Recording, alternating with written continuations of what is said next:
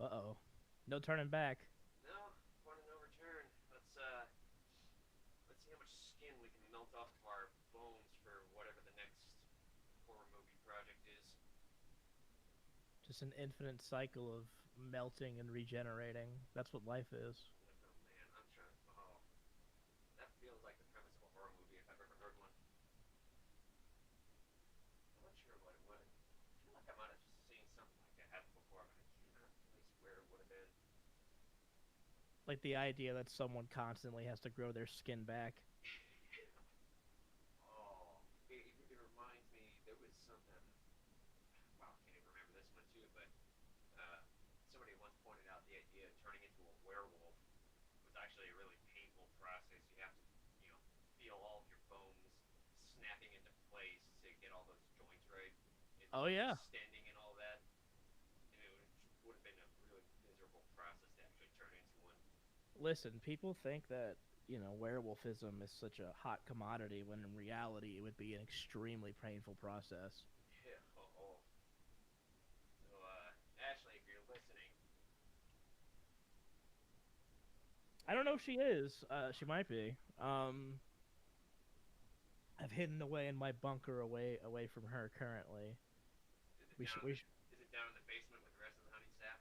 Yeah, I'm being fed just goldfish crackers and bottles of gasoline. So everything you need to do to get by. Oh my god. Okay. Well, welcome to Gap Hominem, everybody. I'm glad to be joined this week by Mr. Dave Capdeville, who is, I'm going to call him an eccentric personality, but they're really very fun to listen to, watch, and, actually interact with because you're actually, Can't you tell by my eccentric tone of voice right now? oh yeah, um, you're very wild. You're very hard to control, my friend. You sound like every single therapist I've ever had. I appreciate it. The ironic part about that is just a few weeks ago, I was actually just talking with a guy named Phil Toll, who a lot of people call the man who saved Metallica, and Oh yeah. he was a former psychotherapist actually before he decided to become a performance enhancement coach. Uh, and the way he described the difference between the two is a psychotherapist. Or when he was a psychotherapist, he was working with people's nightmares, but now he's working with their Mhm. dreams. Okay. It's So quite a flip. see, when I thought you said like he saved Metallica, he like was the one that convinced them to not become Alternica anymore and actually go back to metal. Now he basically saved them, or helped them keep from imploding on themselves back in the early 2000s. You want to know the trick to saving Metallica? Oh boy. Getting rid of Lars Ulrich. Everybody says that, and I'm like, I can see it and I can't see it. Because he's an I asshole. know. He's the reason Napster got taken down. I can see him just like taking a step back from the drumming role and just like, I guess being a manager, but Bob Rock already does that. So I'm like, But here's the thing, like I understand that like the original Metallica lineup is iconic and I understand that. But like it's not like you're asking to like replace like Neil Peart no, or something, right? Let's be honest. The drumming in Metallica is not what people come for. no, I've definitely heard a lot of opinions about his drumming, and I can get it. I Like can if get you it. were to replace like Dream Theater's Mike Portnoy with somebody, then yeah, I could understand being pissed off, right? But like, oh, a couple snare hits and a cymbal crash every once in a while. Okay, I'm gonna real miss that. No, Sorry, I really don't like Lars Ulrich. You, you, I you, cannot. you found like one of my five nerves in life to touch in the first 5 minutes of your podcast. Oh man, that's an accomplishment. Now I'm kind of worried about how many I'm gonna hit at this point. Yeah, let's see if you found my my my kill list somewhere. All right. Well, I think I've been following you for a little while now. I think a little under a year at this point, because my history with not just has been, but anything to do with like podcasting and like independent creations has only been since I discovered Hasman Hotel, and that wasn't even when it came out. It was probably in like the month before the virus became a thing. Uh, I had just started a new job in manufacturing, and the commute is about half an hour. But I was kind of sitting around at home, just bored out of my mind. Just like I've seen everything I want to see on YouTube, and this thing Hazbin Hotel has been showing up on my recommended list for a while now. I'm like, fine, I'll cave in and give it a watch, and I enjoyed it. And then after letting that play a few times, I was actually in the car listening to it, just letting YouTube play it in the background, not actively watching it while I drive. I don't want to be one of those drivers. And But you know what? I should say it's kind of bad because I've been known to do that. I'll call myself out here. Sometimes I'll like because I have YouTube Premium before. Well, okay, before I had YouTube Premium, which allows you to listen to just audio, I would just sneak like videos on my dashboard in like traffic. I've been able to pull it off, and now I've got the list like capable of figuring out what I wanted to watch or listen to next. Uh, but yeah, there was a point where I actually managed to finish the pilot before I got to work because traffic, before the pandemic was about what you'd expect in big cities, and the honeycast ended up showing up, and driving, I couldn't do anything about it, so I let it play Hmm. out, and I realized, oh wow, these guys are actually pretty freaking funny. Uh, and then after that is where I discovered that you had your own Twitter account, your own Twitch account. I started following you from there, and I realized you just got like this. I think you put it best yourself. I don't remember where, but you had said your humor was very dry and sarcastic. I don't know. I feel weird like in that way. Like I guess talking about myself at all, but I guess it. I mean, a lot of my humor personally, I just when I sum it up to people, I find it funniest when I confuse people personally. Uh, and I guess it's kind of very apparent when you like go through like a lot of like my tweets or my content and stuff, just because I think it's funnier to make people go like, "What the hell was that?" than anything else. And of course, humor is subjective, Oh but yeah. for me personally, I like to I just like to confuse people. I think it's funny. I find it pretty fun to pull that off too. Obviously it's not the only thing that I like to get into, and clearly it's not the only type of humor you like to get into either. But I can definitely where that getting that kind of reaction is usually pretty fun to witness. Because Yeah, no, there's no, I agree because it's like I mean I'll put myself on blast where I like to like I'll do an occasional like dad joke or like a bad pun or like whatever, I'll do that because especially like on Twitter, it's mostly just like a dumping ground for whatever because I don't really take that place very seriously. I understand that.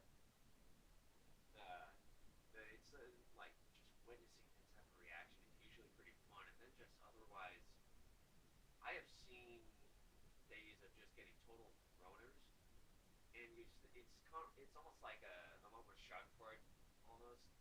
Uh, Oh yeah. like there for a while when Rainbow Six Siege wasn't really a competitive like esports focused type of game, it used to be very casual.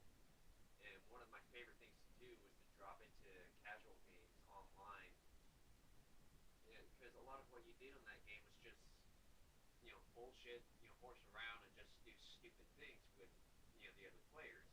There was a game where I dropped into it, and as soon as the game was finished loading and everybody could do voice with each other, the first thing I hear a total like dad joke pun, just absolute groaner.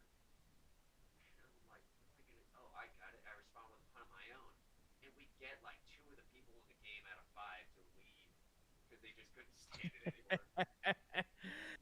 I don't know. I get that because it's like sometimes it's funnier just to go with the bit than to actually get people's attention. Like there are certain people I look up to, who I think it's hilarious how they care so much more about just making their hardcore fan bases happy than appealing to a wider audience, and I find that so much more appealing.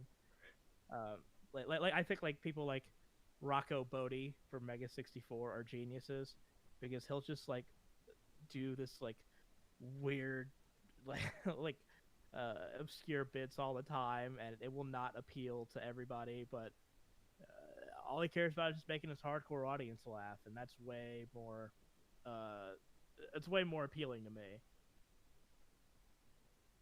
Getting into the being able to share in the humor with a particular community is actually pretty fun. Like, because you have your own Discord server, and a lot of those people like to share in the same type of moments.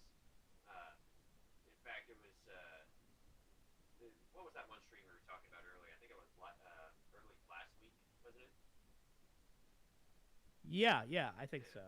Um, I decided, you know what, it's his first stream back in a while, and if people want to just hang around and chat about the stream while we're in there, uh, in a voice call, I may as well just go into one of the voice channels there, just hang around and see what happens. And I think it was about when the Grammys video was being played.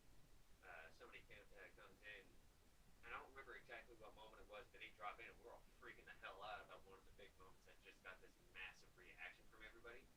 Hmm. And we're all just sitting there, just like laughing our asses off, coming up with all these different jokes about it. And it was really fun to share that kind of moment with somebody else who's part of the same community. So having that kind of like, I guess feeling is a way to describe it. I can definitely understand and resonate with it because it's always fun to be able to share those moments with other people that share the same interests. Oh yeah, it's definitely a connection. I mean, things like that, whether they're really well put together or just absolutely horrendously made, uh, you're always going to find a community in whatever, and I think that's very fascinating. Right. Um, Especially like in, you know, I think one thing the stuff I've been involved in, which I've been very lucky to be involved in, is thing that are very very community oriented in their own ways. Like, because with the has been stuff, and then the horror community stuff, and the VHS stuff, I've always found myself in very, like, I guess, quote unquote cult like communities as far as media goes, and it's been more fun for me that way because um, you can kind of break the mold with that stuff very easily. Because I don't know, I've talked about this before, but I'm very proud of everything that I've been lucky enough to be involved in, but I never want to be uh, put into one corner for anything. So it's kind of why I try to be so kind of all over the place with everything. Um, and not that I'm saying people can't be. I mean, I think you should be proud of everything you've done, but I also think that if you get caught in the loop and hang up on just one thing, uh, not only do you become kind of boring, but also it's not very fulfilling, you know? Well, that's one thing I find is kind of important to being able to do anything entertaining, really, especially on Twitch. I've noticed having some kind of like variety in what you do, and not basically what a lot of the really successful people do is like one of my favorite YouTubers is this guy, the Russian Badger, Yeah. and a lot of what he does is he just plays a lot of video games, and he bullshits with his friends on Discord about it. Usually, except in recent cases like he did a Fallout New Vegas video, and that was all him, and that was still pretty good. He just doesn't do that often because he knows having different things to shoot off of works really well for the purpose of entertainment. And so it's kind of like the same kind of thing you do is you have your Twitch stream in which you watch VHS tapes because those are relics at this point. Uh, but they've led to some really fun moments, as we've already discussed your Twitch stream before. Uh, but you also got your Twitter account where you just, a lot of that fun, almost shit posty type of funnies going on. But you've also done writing, as obvious by Happen to Tell, and more recently, Farfetched, which good work on that, by the way. Thank Uh, you.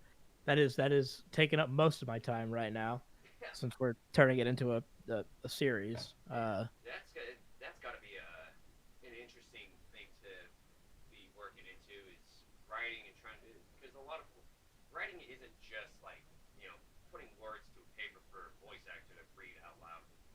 I'm sure it's a lot of like world building too, isn't it? It is. It is a lot of that kind of world building stuff, a lot of that scene direction stuff. I think in particular, because my background is, admittedly, for writing is in filmmaking and live action, but funny enough, most of my prolific projects have been in animation. And one thing I love about animation and writing for it is because you can be very specific with what you have in your mind for how a scene were to play out, how a character were to interact, but it's watching these things come to life instead of like just getting in front of a camera and acting it out. You get to see these people like all come together and build these storyboards and animation to make it come to life, and you're like, oh man, that's so much cooler than I could have ever come up with. um and I think that's very fascinating, especially in shows. And yeah, since like this time I'm very lucky to take on the co-creator role with Ashley. There's been a lot more to do. I mean, besides just the world building stuff, there's a lot of when it comes to creating something like this, there's a lot of nuances you don't really think about. Everything from you know helping with the character design stuff to the scripting to the music to the voice acting to even the smallest things like having to know like the details of you know the the side characters like left pimple cream. It's like all this stuff that you don't think about, but you have to really get it down. Definitely very time consuming. Then it sounds like because there's a lot of communication that has to happen in that case. Well, it's nice that it's a 9 to 5 for me right now. It's that is nice. So But it turns out something that you really enjoy. That you worked on, and it comes into something that looks good. You feel yeah, you feel you feel it might be pretty entertaining, and then when people actually see it, it is fairly entertaining. Uh, the the pilot that we saw for I don't think that was actually technically even a pilot, was it? The Farfetch. no, it was. I mean, I'll say this: the far fetched like that little 2 minute teaser, that was literally just a proof of concept for the animation. Um, uh, yeah, it's like I said, it's not even a scratch on what we're doing. We have an actual pilot coming, like an actual full length pilot, but we're currently working on another a much longer short that will introduce the characters and tone of the show and everything. And it's genuinely, I would say it's genuinely the most proud I've ever been of a script to date on something. I'm very proud of it.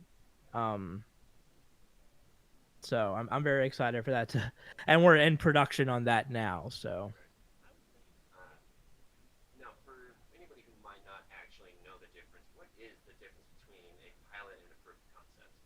so a proof of concept is more just a well a proof of the kind of idea you have in your head sort of being put out there as feasible and available to make. Proof of concept in the case of like for Farfetch, for example, was just showing the animation, the very very basic idea, and basically saying like, okay, we can do this kind of thing. It's a minor taste. A pilot is basically just setting everything up, trying to sell this to somebody and being like, hey, this is what the whole thing is going to be like, you know? And for us, it's very strange because working on the has been pilot, it was kind of, we went all out for that, introducing all the characters, uh, setting up this story, basically like an episode 1. So coming to that into this one, learned a few things. Like, so we decided that Ashley and I decided that we wanted to introduce everything. Well, not everything, but like introduce all the main stuff before the actual long pilot, so that people are kind of, not only are they interested, but also they can kind of know a little bit of what to expect, and then be taken, kind of back when it actually comes out. Because all I'll say, because I like to keep things very cryptic. Admittedly, I'm that kind of person. Ashley kind of hates that about me. um, but uh, this thing we're working on right now, um, it is like it will really give you a much stronger idea of what this show is going to be like. Um, so hold out for that. That's the one thing. Is like I'm so excited for people to see it whenever it does happen. Well, I mean, we'll have to look forward to that because it looks like a fun show to get into, especially with all we saw was Rue and Kira, I think. Yeah, and I think one thing too about, because all we saw was Rue and Kira. Um, that the thing about that teaser short, well, we are very proud of it. It was kind of, made quite a bit before we figured out what this show actually was.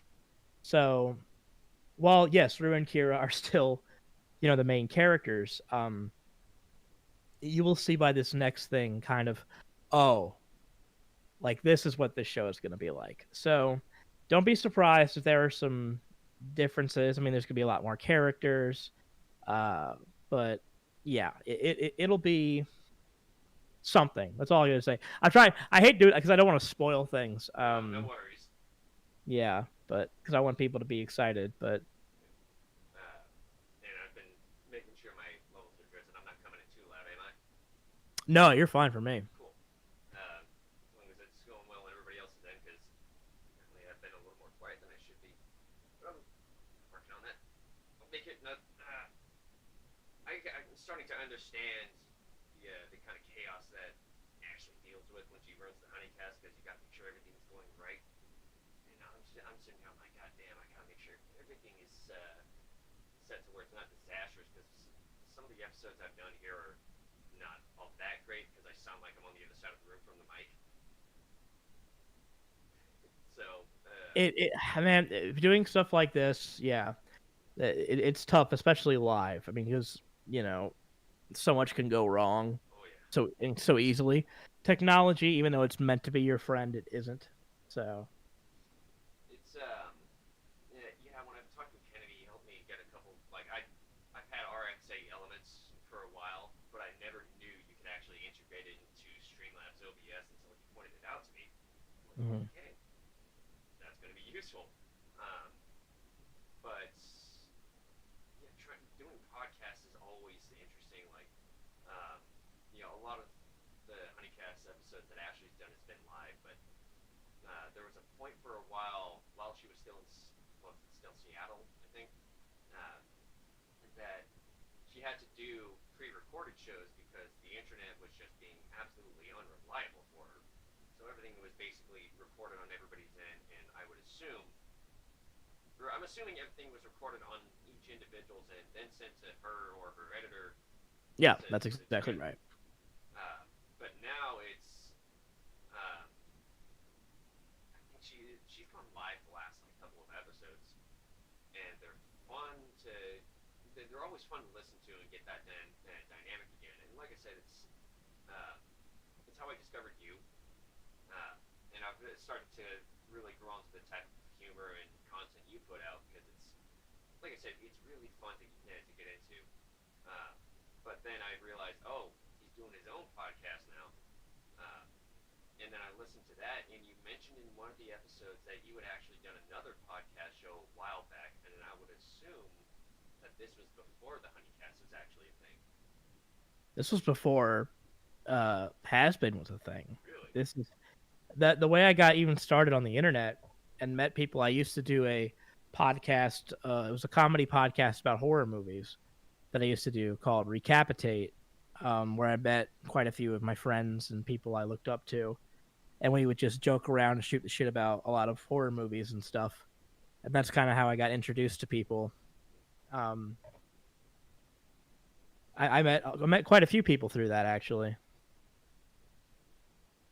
Yeah, but that was the first thing I ever did. But that was like back in like 2015. ooh, that was a while back. Yeah, I think I don't remember. I think it might have been one of those Terrible Title Talks episodes, but you would mention somewhere that you were actually in college for broadcasting, wasn't it? yeah. I went to college for radio broadcasting because I originally went for journalism, and then I realized it's 2013, print journalism is dead, so I got really interested in radio stuff, and I started working at the college station I was at, and I learned all the broadcasting stuff there, like audio, broadcasting, all that stuff. And then I ended up spending all my time at the station and not going to class like a moron. And so I dropped out of college, which I got very lucky. Don't fucking do that shit. Like, um, but I ended up getting a job back when I moved back home in Louisiana for a corporate radio station that I worked at for a couple of years, doing like spots and live programs and syndicated broadcasts. And so I learned kind of all that stuff through that. Um, and that's what really got me interested in a lot of media stuff was working in the radio. So, so podcasts to me have always been kind of precursors to actual radio broadcasts, which is my background. So that's why I always try to make those kind of things more in tune with sort of a broadcast thing, less than just like a hey guys, welcome back to my podcast. Today we're going to talk about, you know what I mean? Like, because that's, spin a wheel, you'll land on 50 million of those. Yeah. Um, so I like to keep them interesting, and I guess it's just my love of uh radio and old school radio and late night television, but when it was still good. Hosts like like quite a few. Like you got all Carson, you got Conan, you got Letterman, uh, Craig Ferguson, who was a genius, and now you've got the Jimmy Timmy Dower Hour on late night TV, which is horrible. But yeah, that kind of stuff always interested me. Yeah, for the last few years, when I said, okay, so I moved up to Sacramento back in like late 2015, 2016. I don't remember exactly when at this point. But I used to live like an hour south in this town called Modesto. And if that sounds familiar to anyone, if you've ever seen American Graffiti, that movie takes place in Modesto. Okay. Yeah, it's also apparently like the place that George Lucas graduated in high school from. Oh, so it's got a curse on it. Yeah, but also apparently Jeremy Renner too, from what I've heard. So, but yeah, Well, that makes up for it slightly. yeah, a little bit, sort of. Depends on how you view things. As well, not so great stories that come out about him. Um, Yeah. but otherwise, like, yeah, I moved up from there, and I started work at one of the Honda dealerships up here because before I moved, I was taking classes to be a mechanic, and then I moved up here, stopped doing the college down there, and basically was just changing oil for a living. Uh, I didn't get along with management at that time, so I ended up getting fired and moved. Yeah, started working at another dealership, like a couple spots up the street for a Chevy dealership, except they had me working in the parts warehouse across the highway. And there was a point when I was pulling parts over there. Uh, One old friend of mine started working there from back in Modesto, and one of the drivers, because this place delivered all the way out to Reno and Carson City in Nevada, as far Okay. south as Fresno. I've actually made a delivery up to Paradise before the wildfire hit that town. Beautiful place. And I've actually gone all the way out to Ukiah, which is just north of Oakland. driver on the Reno route fell off the truck and hurt himself. So the guy on Carson City had to cover for that route, while this friend of mine had to cover for Carson City. But the friend of mine got into an accident in the vehicle, so he expired, and I had to cover that for a month while the guy was still in recovery. And while I was making that drive up through South Lake Tahoe from Sacramento, which was an amazing drive, uh, I was stuck in a truck where Bluetooth wasn't exactly an option for me. So I'm like, what am I going to listen to? I guess I'll put on one of the local radio stations. And I found this morning show called Rad Radio, uh, and I found it to be very fun and entertaining because they not only did the usual talk show thing of like reporting on political things and other world events that happen every now and then, but they also like throw in a lot of really goofy stories and such. Sure. Like one bit that I enjoy hearing about is this thing called Scares in the Air, and they just report on things that happen while the plane is in flight. That it's usually things like people doing stupid things, like getting into fights that make the plane have to land. Uh, but they also do like Clogging up the toilets in the air, stuff oh like that. yeah, there's all kinds of like wild things that happen on planes. And then they also do bits where listeners will send in jokes and they get right on the radio. Some of them are freaking hilarious.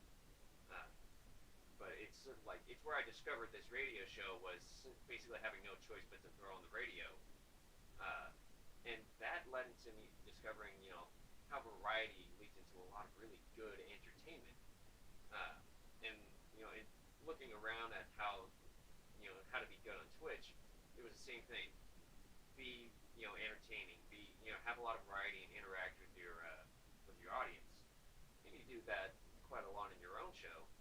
Uh, but then it comes to other things like you've done Honeycast and in your own show, terribly titled Talks, where you've talked with people in several different occupations: voice acting, music, animation, and a lot of that. A whole 3 whopping episodes for you, yeah. Yeah, all of them were like 30, 45 minutes, but it's definitely much more concentrated content than what I've got going across 2 hours and 14 episodes so far.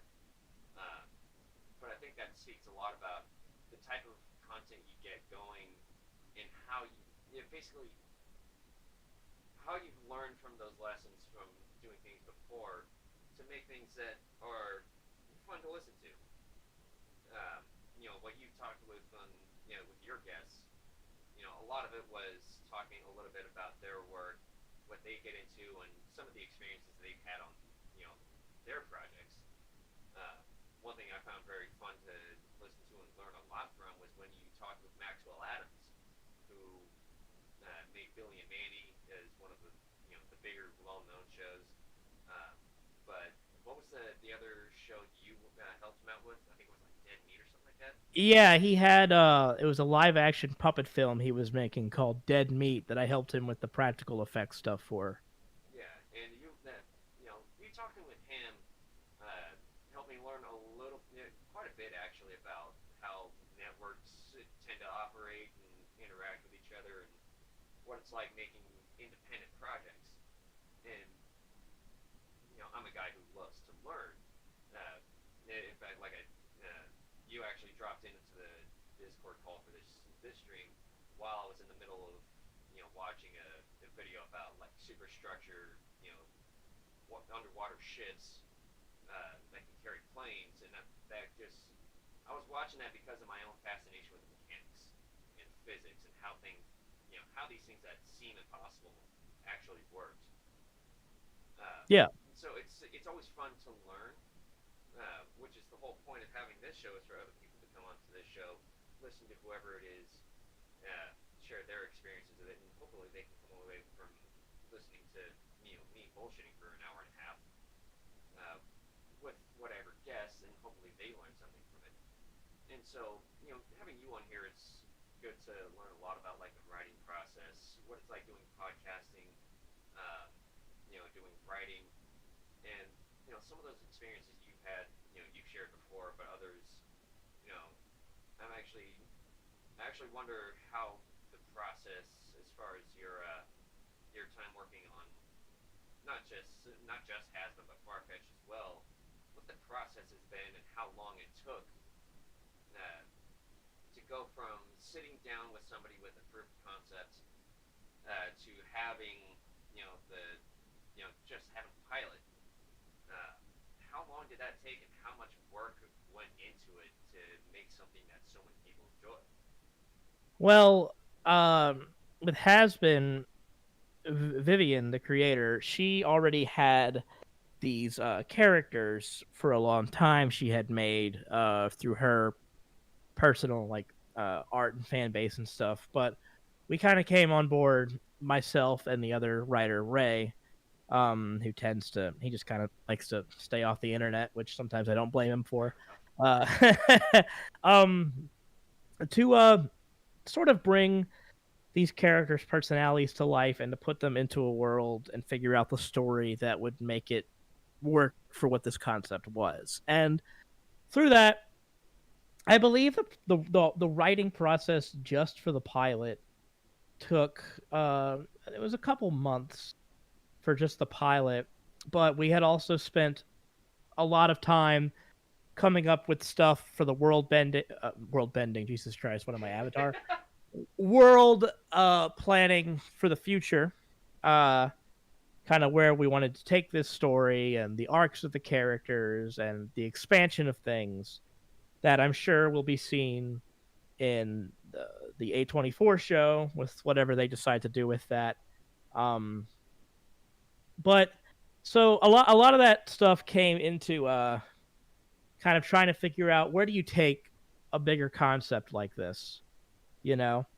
And that's kind of the same thing as happened with Farfetched, where when Ashley kind of approached me about this, no offense, like very simple concept about a girl and her demon dog. We kind of had to sit down and look at this and be like, okay, it's a very cute idea, but how can we make this into something that can be fully fledged into a narrative driven series, Because at the end of the day, as much as I love Rue and Kira, it's a very simple concept.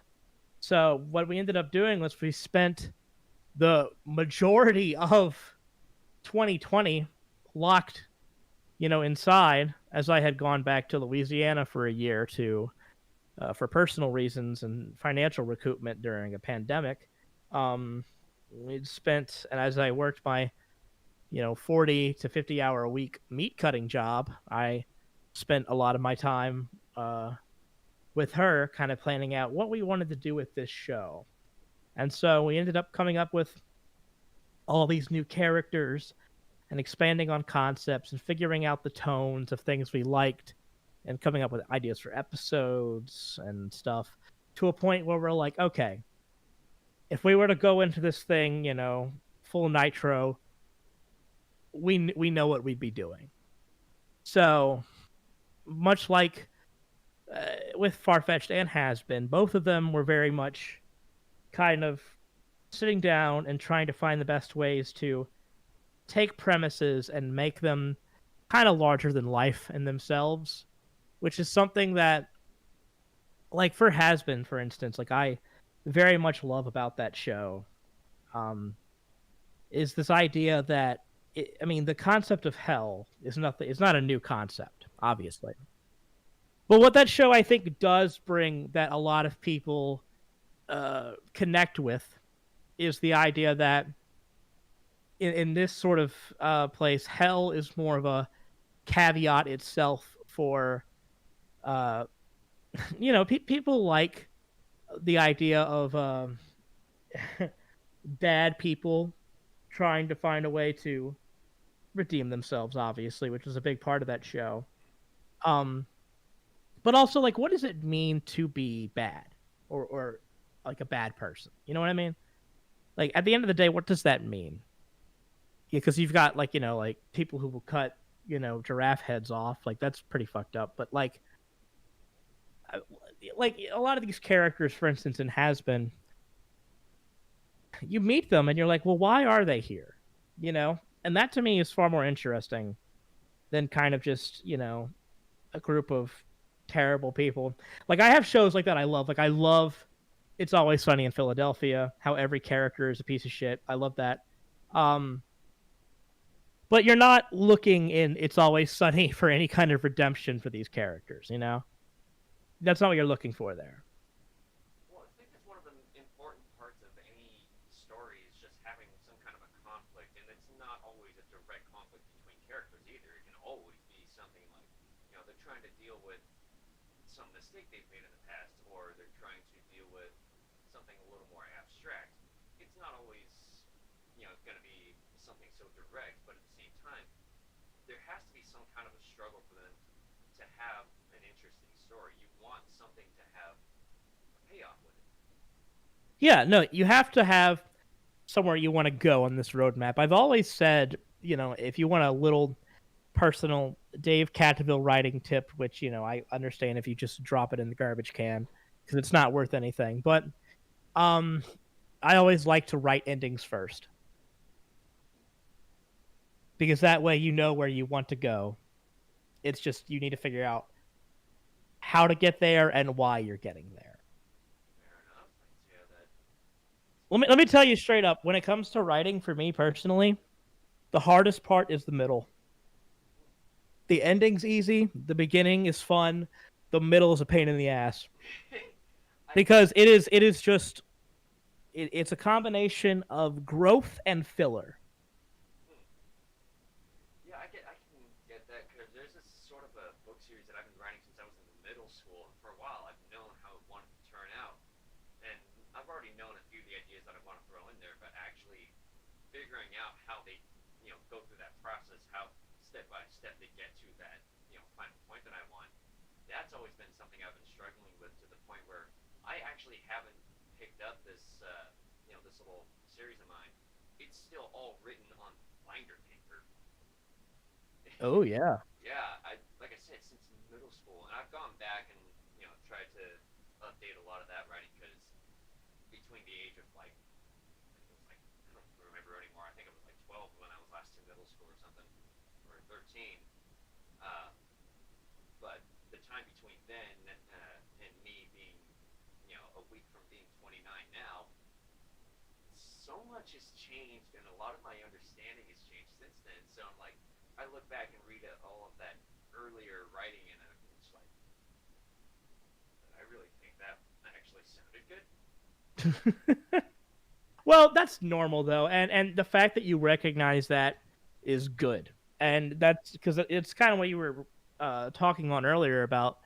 The only way that you can grow is being able to recognize that your old stuff sucks, and you take that and you help fix yourself. Right. The something I personally, and I don't really have a lot of problems with anybody, content wise, but the stuff I do not like to watch are people who put themselves into a single bubble and kind of make the same shit all the time. And also, because you don't learn from that, Right. you don't grow. Uh, and I understand that, sometimes it's easy to find a niche and cash out. Trust me, I don't knock people for, making money. I get it. But as a real, like, as for people who genuinely are interested in creativity, I think it's kind of a crime to just do something and then never grow, you know? That's always been something that I've been, especially in the last couple of years, I've really been pushing for that idea is for people to expand outside of their own outside of their own bubbles. Just like, not that I want to have any kind of a political discussion, but to pull an idea from it, the idea of an echo chamber. Echo chambers are horrible. Yeah, I'll tell you that. it's I've talked to people who are stuck in echo chambers like that, both ideologically and like artistically. Like ever since I've gotten into Hasbin, one thing I've definitely like taken a dive into is the Twitter artist community. Mm-hmm. There's a lot of really talented artists out there, and I've also made a couple of friends who are they're younger and they're trying to get into art, and they're constantly asking for feedback. How does this look? And I'm just like, I know I can see where you're going with this, and I can see this turning into your own style. Keep working at it.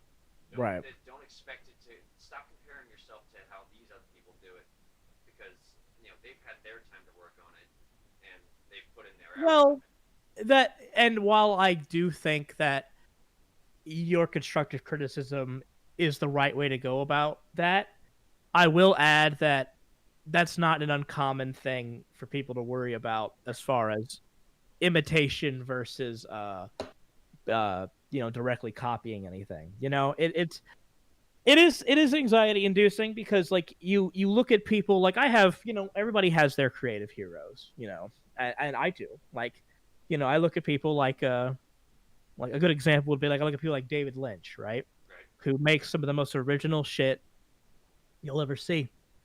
And then like I'll draw inspiration from stuff I like as well. Like, you know, uh, people know that I'm very inspired by 80s horror comedy stuff. And but I get scared because like I never want to overstep a boundary, as I'm sure a lot of these artists you're talking about are, where they don't want to, you never want to rip off anything, but you have to know sometimes that it's okay to take inspiration because the unfortunate truth is that nothing is original anymore. That's just the sad truth. I wish it wasn't. Um, it's just a lot of storytelling nowadays and artistry is taking things that inspire you and kind of remolding them into a way that you bring your own flair and personality to it. Right. And that's what I think with the whole echo chamber thing. Why it's such a slippery slope in my opinion, because I think it's wonderful to have people who will support you. I think that's important. But at the same time, if you surround yourself with a bunch of yes men and women, you are doing nothing but dooming yourself. Right.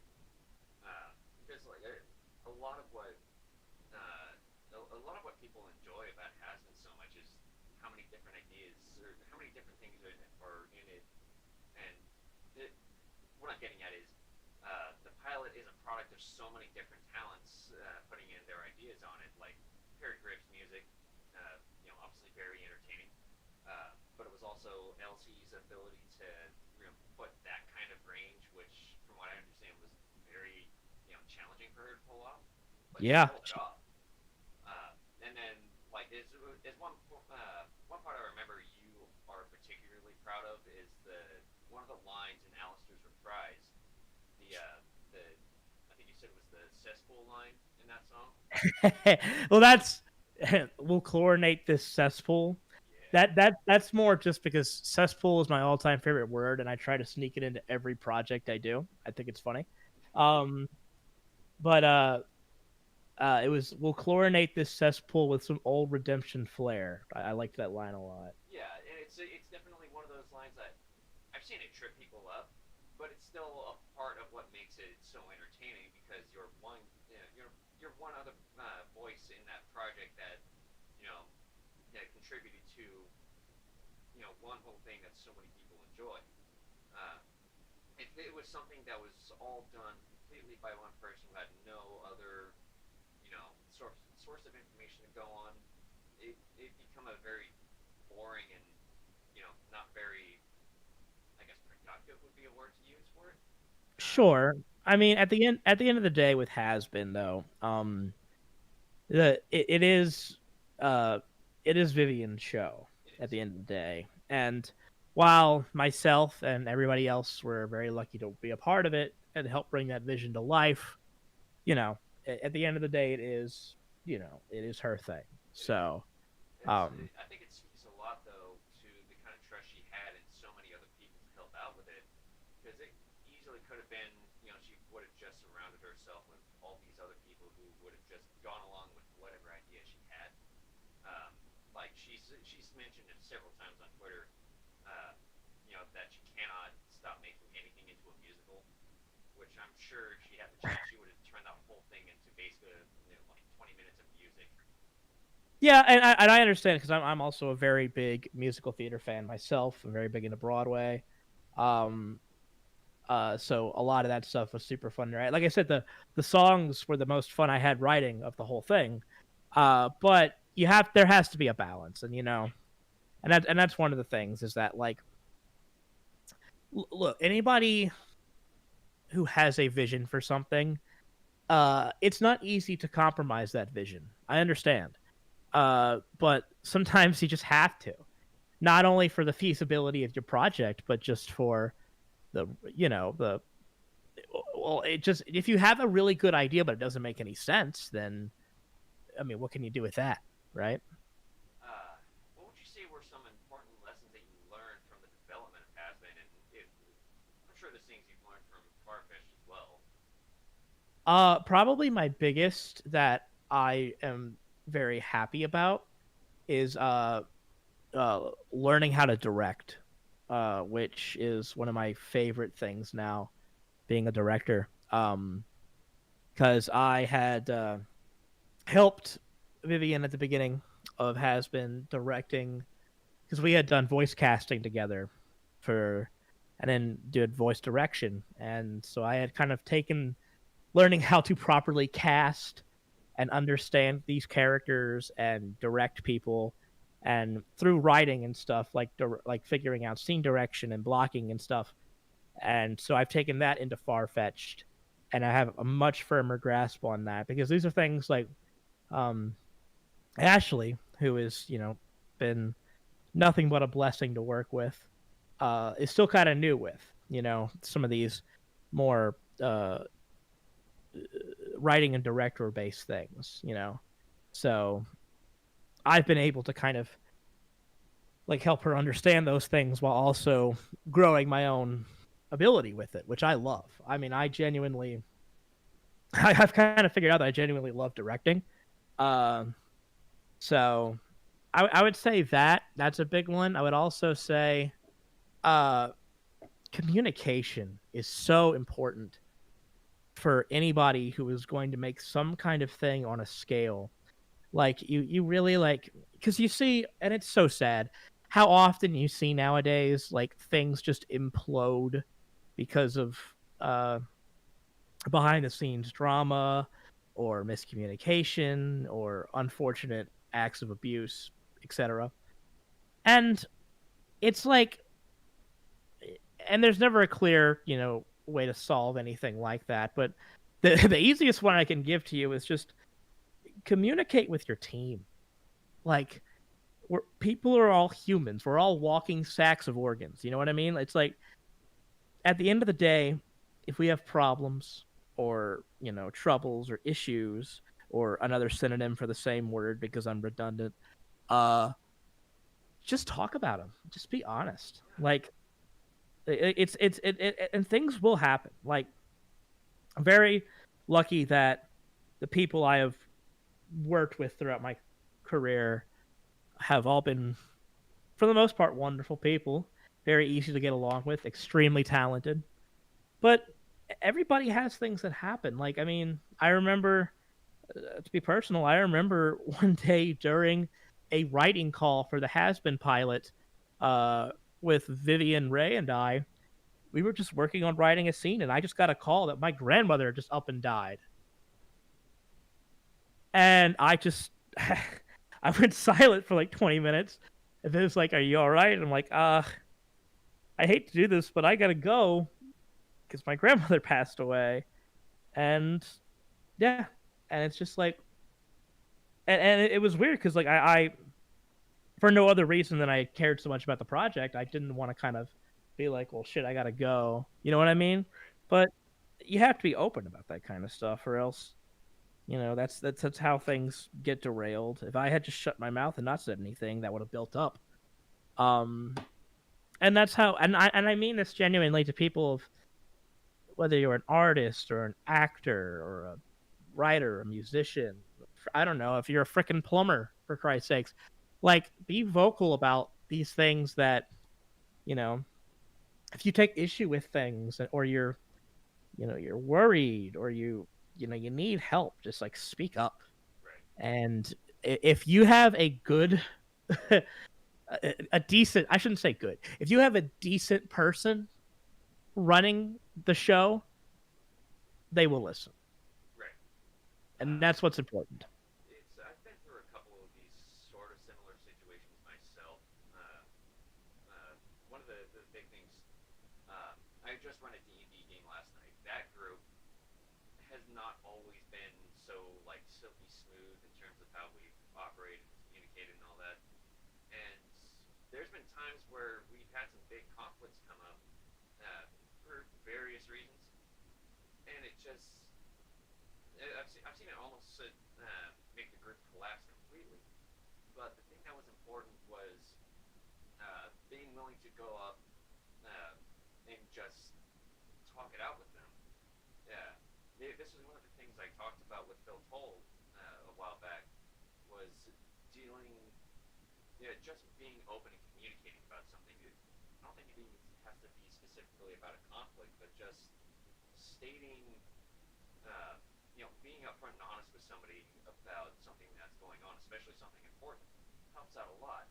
Uh, I'm not afraid of talking with somebody in person if there's a problem that needs to be resolved because it takes away the the that security of just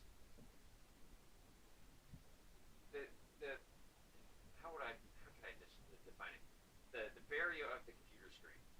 It gets Mhm. rid of that because you don't have to be so um, I don't know how to describe this. It basically forces you to be more open because you're not trying to hide things. Everything is up front. You're going to deal with it, and it gets you better adjusted to having to deal with something that comes up, whether it's a direct confrontation with somebody else or if it's something important that needs to be taken care of. There's the thing that with my D&D group, I've been getting into voice acting. I've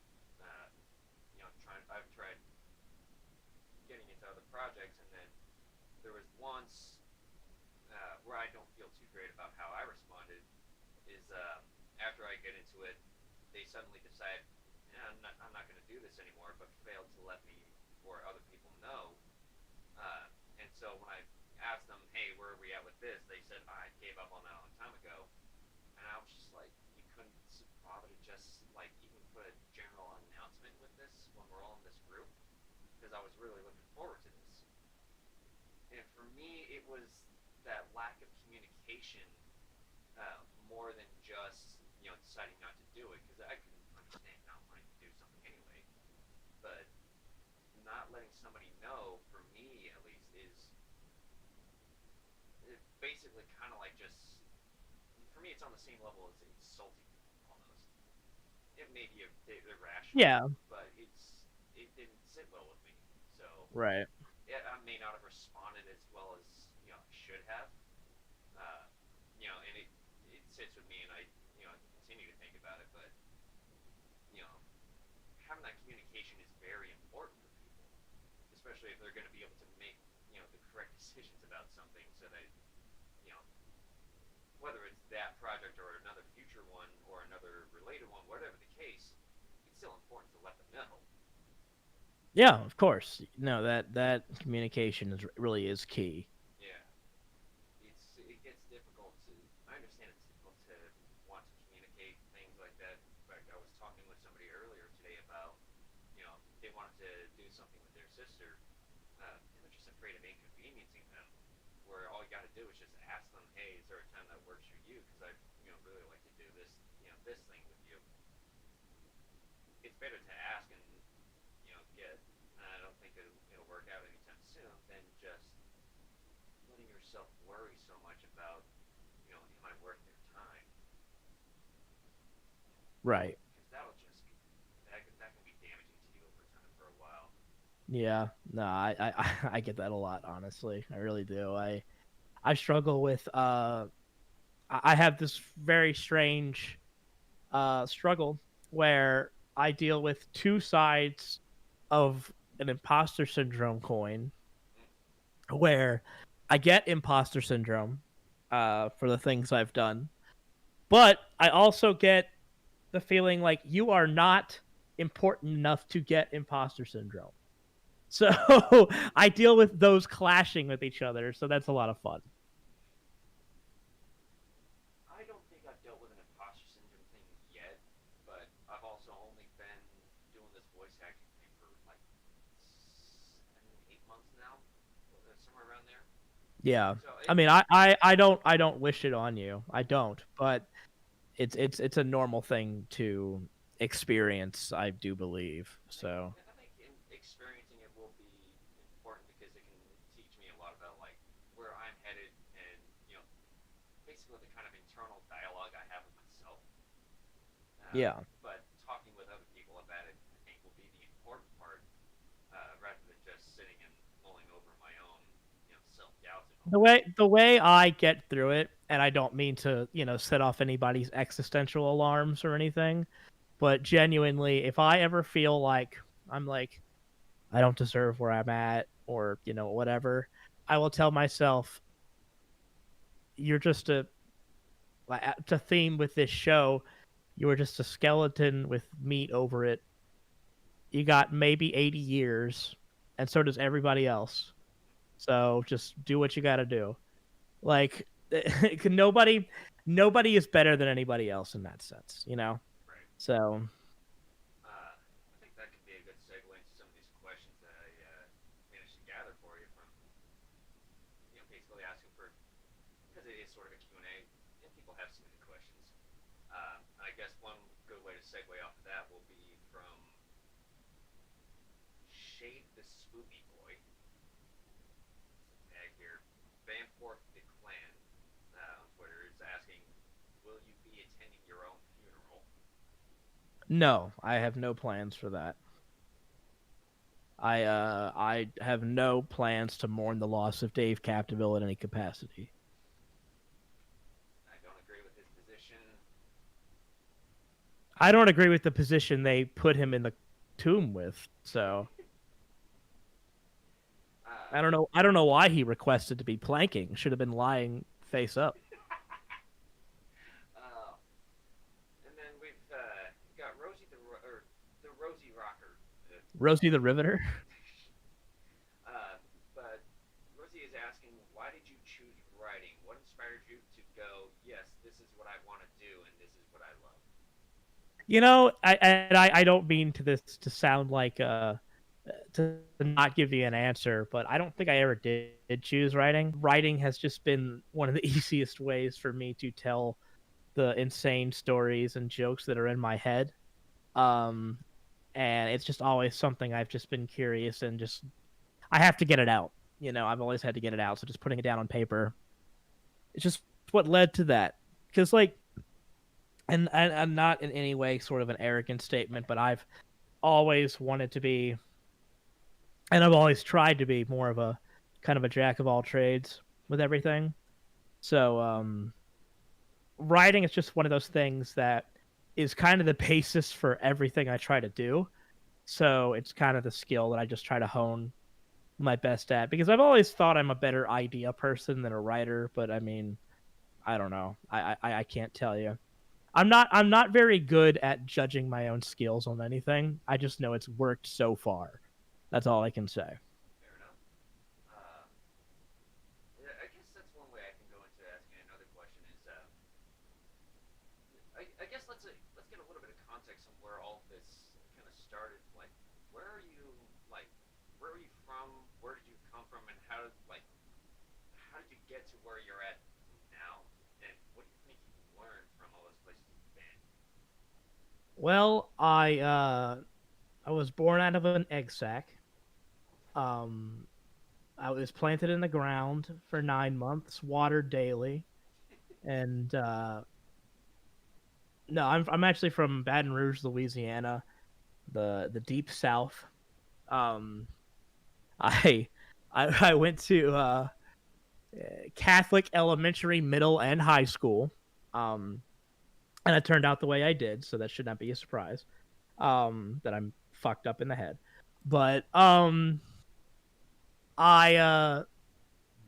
I don't know. I have always, since a very young age, been a creative person, and that's both been to my benefit and detriment in my youth.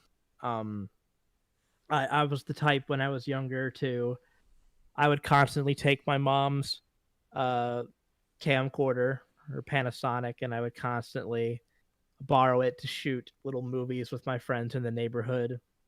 One of my biggest childhood memories as like a sort of a seed planter of kind of what I like to do now is that I would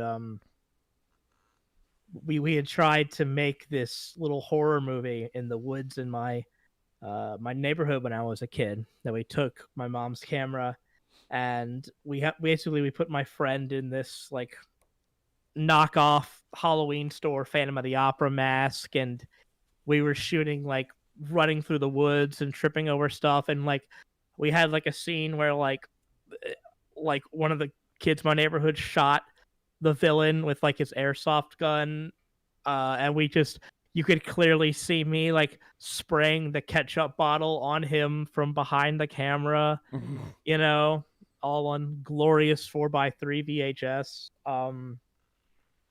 And I think back to stuff like that, and then kind of like just writing stories down and stuff when I was a kid, and just and I was also very much into music and stuff. Like I did piano, and I was in band all growing up. I played saxophone all the way up until college. Hmm. So I was always very creative person. I just was not a very outspoken person until later in life. Um I was very introverted, very shy. Um, I deal with personally. I've always had Asperger's syndrome or Asperger's syndrome. Uh, so I've always kind of struggled with things that I try to overcome. Uh, and it wasn't until later in life when I kind of found uh my personality and my interests and the friends I have now who kind of share that creative mindset, was I able to open up more, because admittedly where I came from and who I was surrounded by, nobody really shared in uh that mindset. So I was a very lonely kind of kid in that sense. Mm. So but I as rough as that kind of is in hindsight, it was also very important because I learned a lot about myself, and I learned how to carry myself later into life. Right. So where now I am more comfortably and more open, and it's part of the reason why I always encourage newer or younger creators to just get out there and start making what you love, because the truth is that I uh, absolutely understand how hard it is to try to make something of anything, and I do, and that's why I I try to encourage people to do what they love, and to boost people when I can, who I see who are like, this girl is clearly talented, and I try to boost people personally, just because mainly because I know what it's like to be considered a, in layman's terms, a fucking loser. I know what it's like. um and I don't want people to go through what I did, even though it's going to happen. It's part of growing up, Right. but maybe to make it a little easier. So, Yeah, I think it's going to be important to figure out how to adjust to the various challenges. Because you want to be able to overcome the challenges. Being afraid of them and trying to avoid them won't help you really learn anything about not just the challenges themselves, but about yourself as well. Because you didn't learn a whole lot about yourself just by avoiding everything. You've discovered things by going, "Oh wow, I didn't know I was capable of doing this." yeah, and one big thing too is that you're going to make mistakes. Yeah. And mistakes are scary, but they're also necessary Yeah. to find out who you are and what you're good and bad at. So, I mean, I've always kind of had the mentality about anything that jumping in the pool is the easiest way to learn how to swim. Just make sure there's a lifeguard on duty. Yeah. So, but that's kind of how I've always been with everything. Is that because I've tried and failed at way more things than I have succeeded at, but I keep just trying shit because I don't know, the pursuit of creativity to me is far more important than kind of anything else. So, I mean, if there's anything that a Z-list internet person can tell you, it's that uh, as long as you're not like doing things that are genuinely horrific, I want people to succeed as much as possible. That's why I encourage people to do their passion projects and stuff. Right. And I encourage people to, it's the reason why like I respond and like fan art or like, try to do podcasts for people and stuff. It's not only because, I just, I like people as much as I act like I don't because it's funny, but no, I want people to succeed. I want people, especially creative and artistic people, to find their footing. So I think it's very important. Fair enough. Because a lot of what you're doing now is just kind of like helping people to be entertained a little bit, whether it's your Twitch streaming, your podcast. Dude, I don't mean to interrupt you, but I gotta say this because it's something that does bother me that I wish, and I've talked about it publicly before, but a lot of creators don't do it, and it does bother me. Is the fact that nobody acknowledges how fucking lucky they are. Whoa. And I'm going to say this just genuinely. I am extremely lucky to be where I'm at. And a lot of these big, quote unquote influencers or celebrities and stuff, they won't acknowledge that. And don't get me wrong, it does take skill. You have to know things you're doing. But you know the right people, you're in the right place. Luck is a huge part of it. And it's a hard thing to find, but it is out there. But I always say, like, don't take advice from people who won't admit that they got lucky in some capacity. Right. So I didn't mean to go off on a tangent there. No, I totally understand it because it goes back to when I mentioned the Russian Badger earlier. He does the last few years he's been doing this thing where like he'll compile some of his favorite moments from the entire year across all of his videos that year. But what he does in these compilation videos at the end of the year is he takes a moment to like actually acknowledge, every view on that number of views was because somebody, whoever they are, wherever they are, decided to take their time out of their day to watch my video. They chose to do that, and it's something that I'm incredibly grateful for. So it's one of those things where, it just reminds me that he's also, very much a human being, despite, the insane level of shit posting that he does in his videos. Well, that's it. At the end of the day, is that anybody who makes that kind of content, especially comedians, I'll tell you straight up, the real ones are the ones who just they kind of, you have to know when to turn it on and off, Right. Because right now, like I could just be doing bits this whole time, but what would that accomplish? I mean, aside from a few laughs, which if this was all serious, like an NPR radio station, this wouldn't be very entertaining. Like if this was Honeycast or my own personal like streams or something, or a friend of mine's kind of radio thing, yeah, I'd just be doing like jokes, or I'd be putting on like a character or something. But this, you have to know when stuff's appropriate, when it's not, and like, no one's gonna gain anything knowledge-wise by me doing like Alf jokes for an hour. You know what I mean?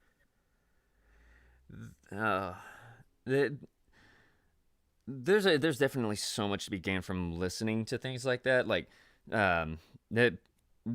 again, harkening back to things you've mentioned before and other things you've been in. You've mentioned that there's times where it's kind of like,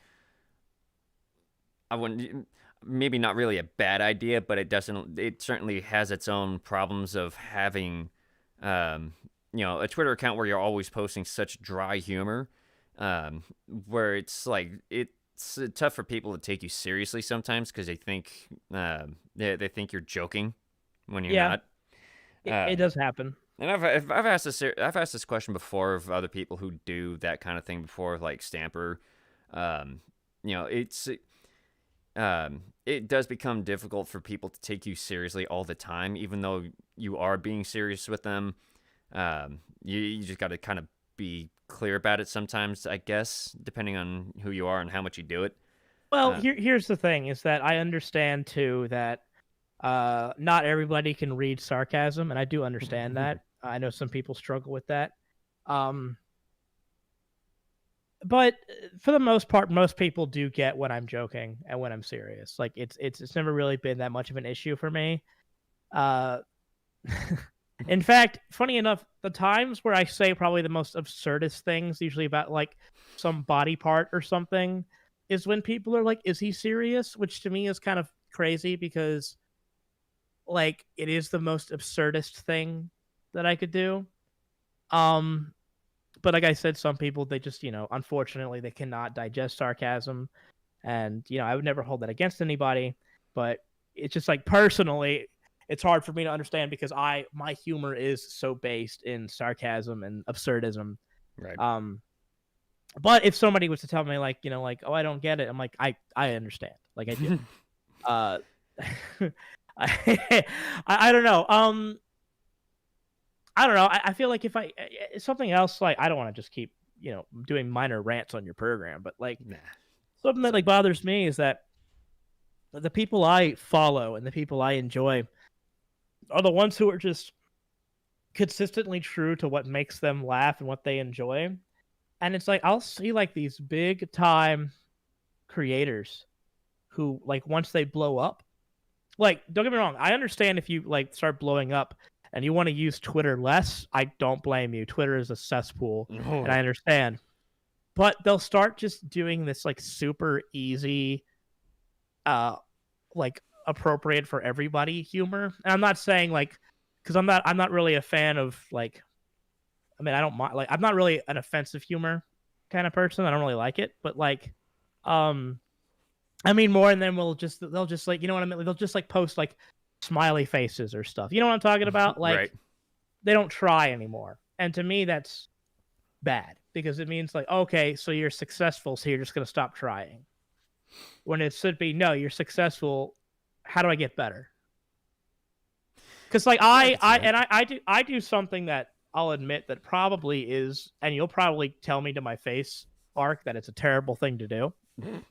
Uh, if I tell a joke on Twitter and it doesn't get a certain amount of likes, I'll just delete it. I can see how that is. Like, there was a while back I talked with Chi Chi and another musician that I had previously talking with before. They both do music, but both of them had a sort of a different approach in how they do their things, especially their earlier work. In that, Chi Chi mentioned that she has her very first like song that she ever recorded still up on YouTube, whereas this other musician, Chroma 9, says he gets rid of his older stuff that he really doesn't like. And it's like, for me, I can't really blame either of them on either of their choices because on the one hand, uh, like in Chi Chi's case, I can see how you can be proud of how far you've come and all that. Everything that you've done and how much you've improved then to now, as we discussed Sure. before. Whereas Chroma 9's approach, I can see where he's coming from on that as well because some things you really just like don't feel just works for the type of content that you're into now, especially with what you've learned. Because some of it could also be, I guess as a case by case basis, you're either like, wow, this sounds horrible to my ears, and I don't want to subject other people to, listen to this kind of, gross garbage. Whereas in other cases, it could be like, did I really think that was a good idea? This is just unacceptable, socially, morally, whatever the case. Uh, Right. so I guess on a case by case basis, it can vary, but I can certainly understand it. I'm not sure like how often you've done things like that, where it's like you've looked at your earlier work and you decide to just try to get rid of it or suppress it or whatever the case, because it is the internet. Well, I have done for some stuff, but mostly it's just been for stuff that's like I just, I just like I'll give you a perfect example. I had an old YouTube channel where it was just basically like YouTube poops and shit posts and like mashups I made Right. that are just, and it wasn't even for the content itself. It's just that how poorly they were mixed and stuff I got rid of, you know, stuff like that. Fair Just enough. Yeah, like, it's like, y- like y- I did like a, like a stupid thing where I took, the Homer Simpson dough and mixed it so it sang the Family Guy theme song.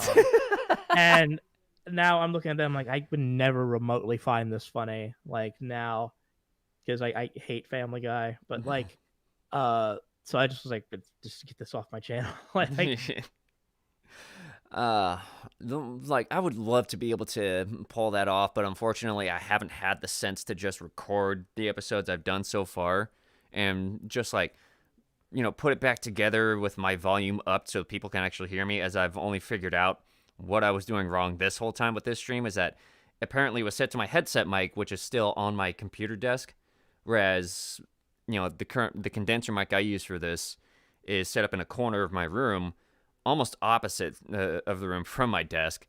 And I realized, oh, that's right, I have my headset mic set up twice on OBS. I still had it set to one of those other settings, not my condenser mic. So I'm like, I really wish I was able to record this while I was doing this, so I can set it up on the other platform I'm putting these things up on. I'm like, oh man, but I don't want to get rid of these because first of all, it's still the the informational resources other people can come back to. If they're willing to put up with me and my horrible audio technical skill. But it's also a lesson for me to learn in that, okay, I better double check these settings to make sure I'm doing this right next time. It's like I mentioned before, I had to do a take 2 with Kennedy and Chris.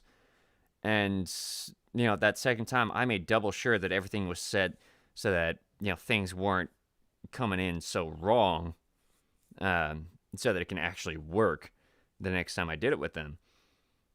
For me in this particular case, I just kind of I had to make sure everything was set before we got started. And for the most part, I was right. I just, made a mistake on which of those settings was correct. So it's always a learning process, whether or not you're willing to get rid of older things because you just don't like how they turned out. Sure. As long as it's something you feel is right for your own case. But the important part is learning from, that earlier stuff and whether or not you think you've actually improved. And for the most part, yes. I think that's probably one of the big important things that can be taken away from this particular stream is learning from yourself in your past, and make sure you're still open to new information and pushing forward with learning more to do better.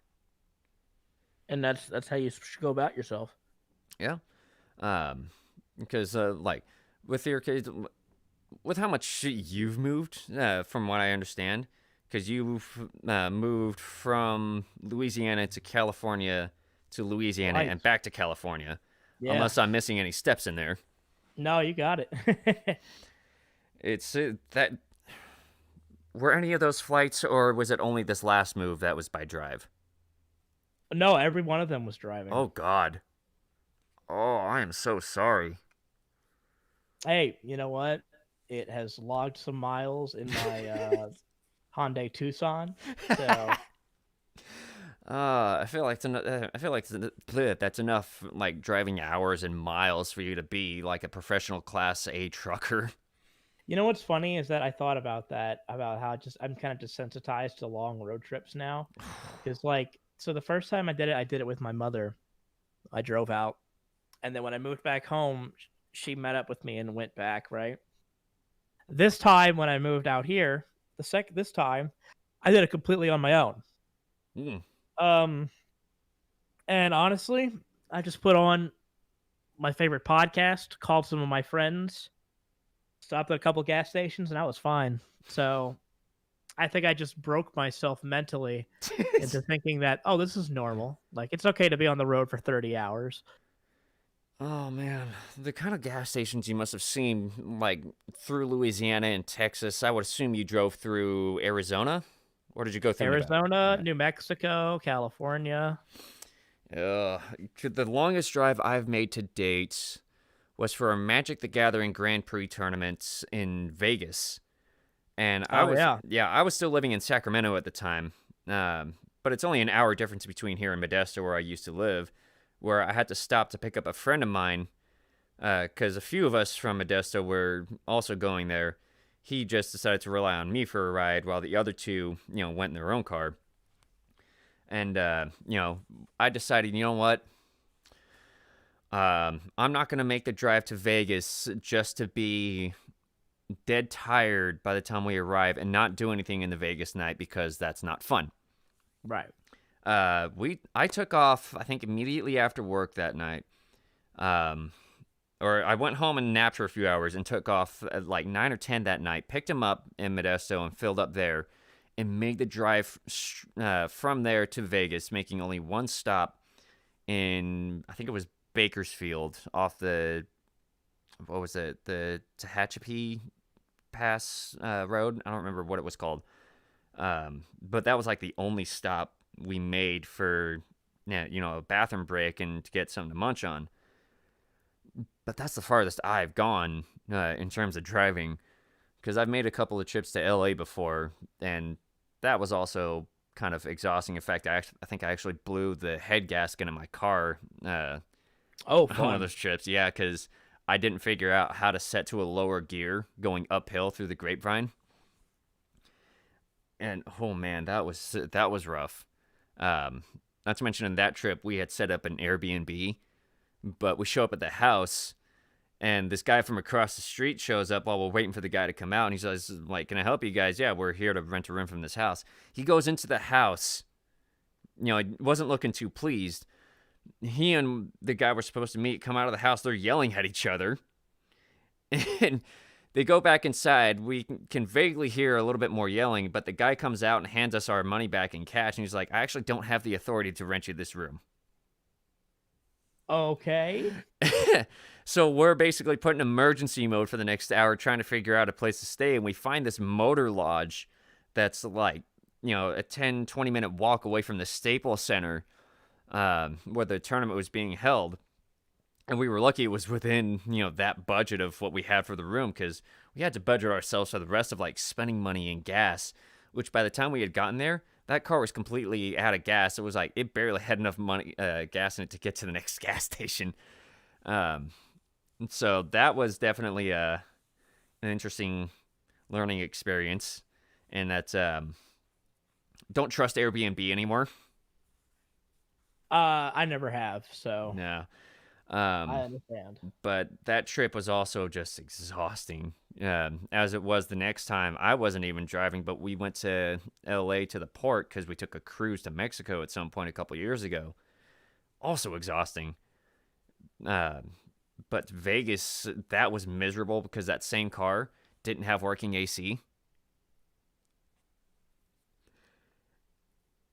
Even at Oh, you cut you for a second. yeah, that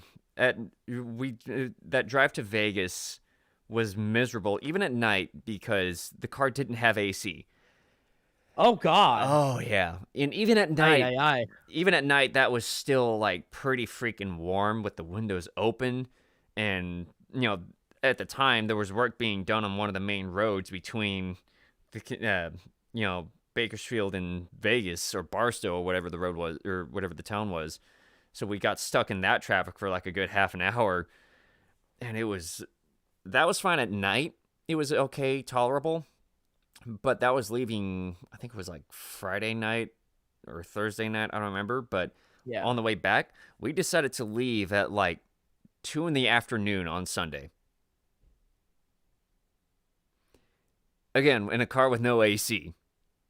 I do not envy you. No, that in was a any miserable. capacity. That was a miserable drive. I never want to do that again. And I'm glad the car I have now has working AC.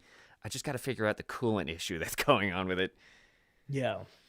Always fun, but at least yours must have been at least semi-comfortable. A bit, yeah. Uh, It had AC, so I can at least say that. yeah.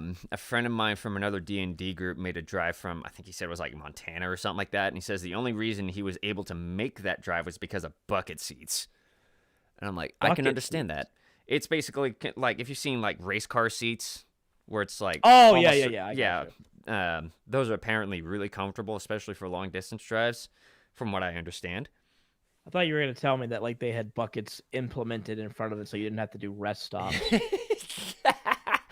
Oh no! Oh, see, a cousin of mine used to use Gatorade bottles, Uh huh. and I'm like, only if I was desperate.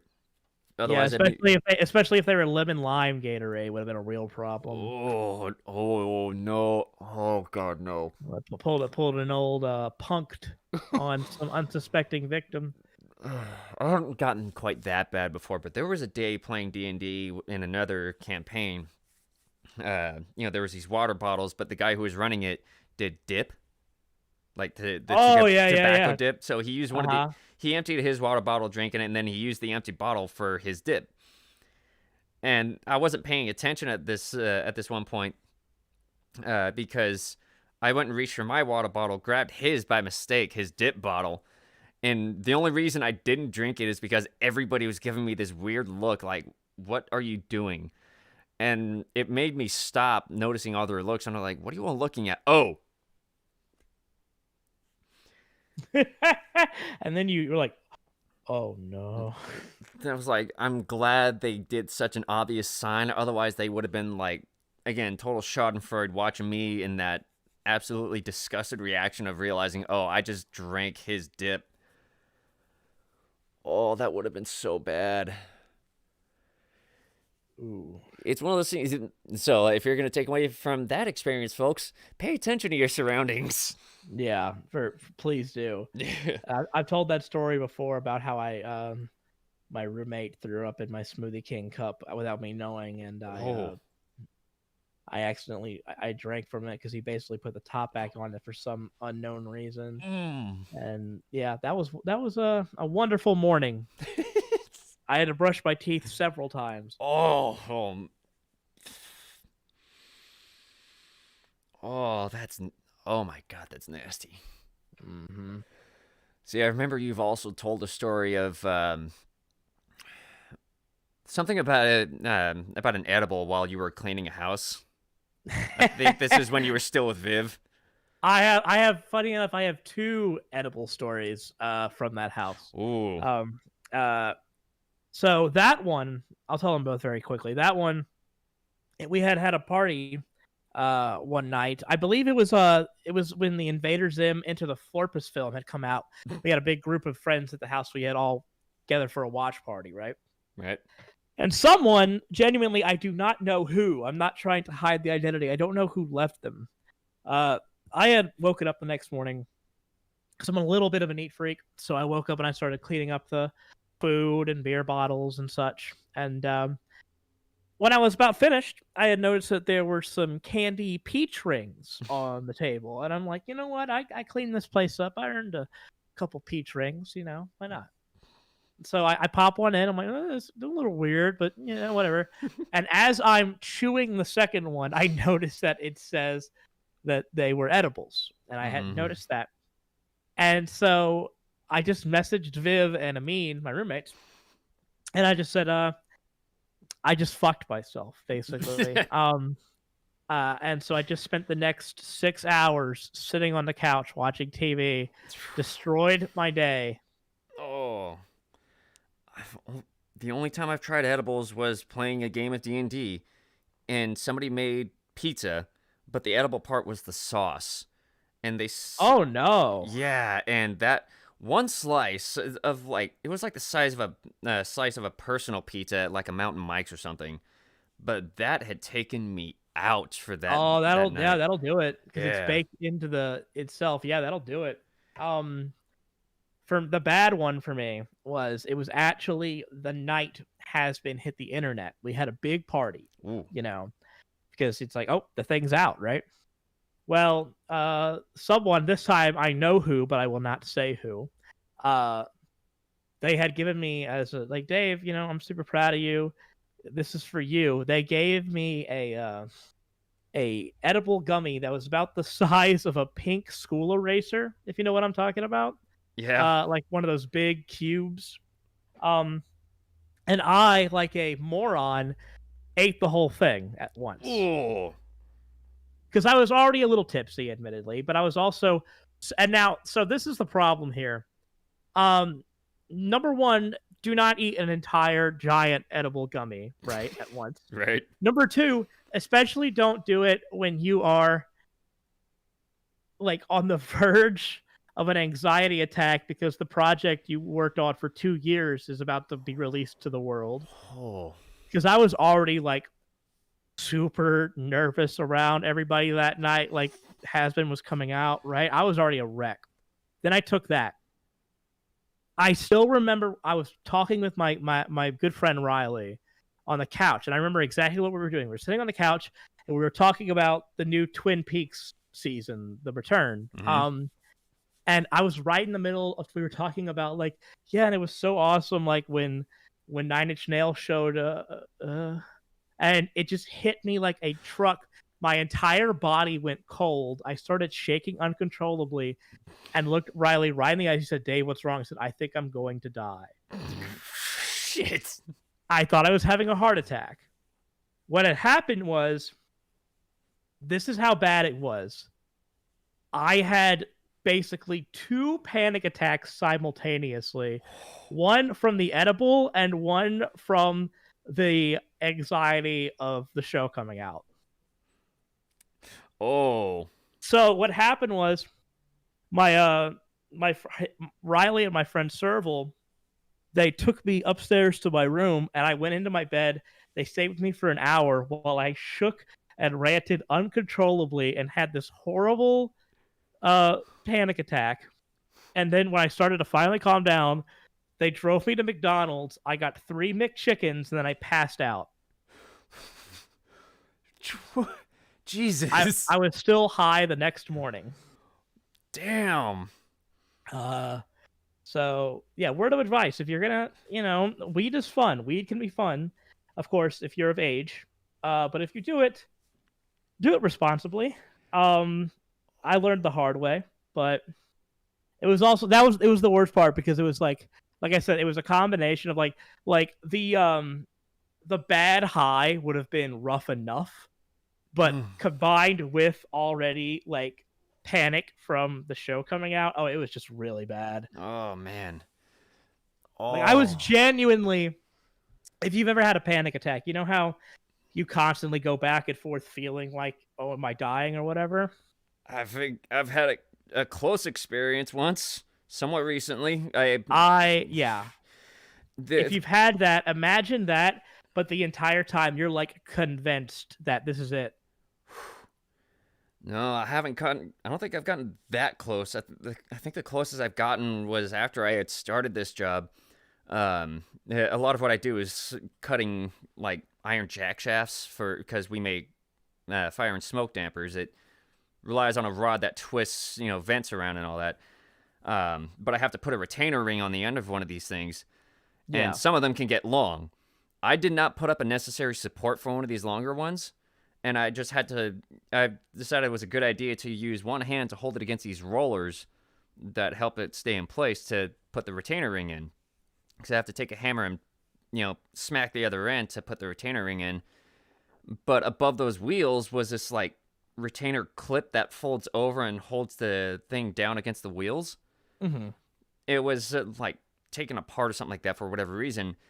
But on this longer one, I decided it was a good idea to hold that down against the wheels and then take my hand off of the other end to support it so I can grab the hammer and put the other hit the other end.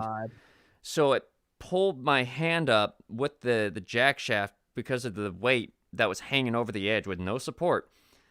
Pulled my thumb between the jack shaft and that clip, and while wearing an industrial like manufacturing glove, caught my thumb between the jack shaft and that clip. And it basically sliced it open next to the fingernail.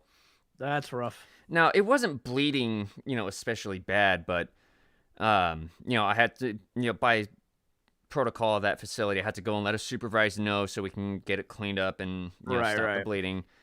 But for some reason, the 4 or 5 people that were on the emergency response team of that facility decided to go and help me out with it all at once. And it was Okay. like earlier that week we had just passed the 100-day mark of no recordable incidents, which I knew this Oh was going to no. be. So, with that hitting my mind with like, oh man, I just fucked up this record, and then realizing, oh, there's like 4 or 5 people helping me out with this one thumb that's not even bleeding that bad. Basically, while they were in the middle of getting it dressed up, I passed out, and I didn't even know about it until, it felt like only a blink of an eye, but I was opening my eyes and I was apparently on the ground. Next thing I knew, I'm like, what the hell just happened? And they're all hanging around me. One of them is radioing, got a man down over here. I'm like, God damn it. Turns out I had something, from what I can understand, just looking into it myself and not checking with professionals. So don't take my word on this, but from what I could gather, I had what was called a vasovagal reflex, where it was basically just kind of like the mind going into overdrive in the middle of what could be a traumatic experience, sort of, physically speaking. So that did not, turn out too well for me, especially because management decided to have me stay home in quarantine and have me get a test just to be sure. Well, dude, I mean, I'm glad you were okay. It's fine. It was pretty sore for like a week or two after. That was about it, but it was really more of a annoying and, in hindsight, frustrating experience than it was any kind of like especially painful or traumatizing experience. Because I overreacted basically. It just didn't help that so many other people reacted at all. Yeah. But, learning experience, just tell them, all right, I only need like 1 or 2 of you this time if it ever happens again. But I remember the closest thing to me that happened eventually very similarly to the injury you got was when I worked at a meat market in Burbank. The first time I was out there, they had deli slicers for sandwiches we had, and I had accidentally, when I was cutting up some roast beef, I had gotten my thumb stuck underneath the rotator, and it went into my fingernail. And I know you said it wasn't bleeding profusely for you. Oh, for me, it was like an Evil Dead film, like spraying out of my thumb. Yeah, we had to wrap it in so many. And I remember too specifically because we wrapped it in so many bandages, and I took a picture of it inside of a glove for Twitter. And because of how much it was wrapped up, people kept asking me if that was like my dick wrapped up or something, and I'm like, no, it's my thumb, I swear. Like, oh my God. But yeah, that was that. Oh man, I that's why I tensed up when you said the thing, because I felt that pain. It's horrible. Yeah, no, it's just not fun. Because I'm at a deli market. I'm pretty sure you only had like what, 2 people? I'm guessing. We had about 5 actually. God. Oh, I think of it going into the fingernail is what makes me cringe. Just, oh man. It's funny because I've worked in total 6 years in meat markets total, and I've only gotten like a hand. I can count on one hand the amount of injuries I've gotten, which is good. And hindsight, this is funny. It's not funny what happened, but in hindsight, it's funny. Right. The first time when I moved to Burbank, the last day I worked at the meat market I worked at, after 3 years straight, was the first time I cut my finger on the saw. Now don't worry. It wasn't on and didn't cut my. I'm not. I don't have a missing appendage. It was off and I was cleaning it and my hand grazed it, so it bled, but it wasn't on or anything. But it was more funny to me because I'm like, I worked here for 3 fucking years, and the last day I'm here is when I hurt myself. So, because those things are especially sharp, from what I understand.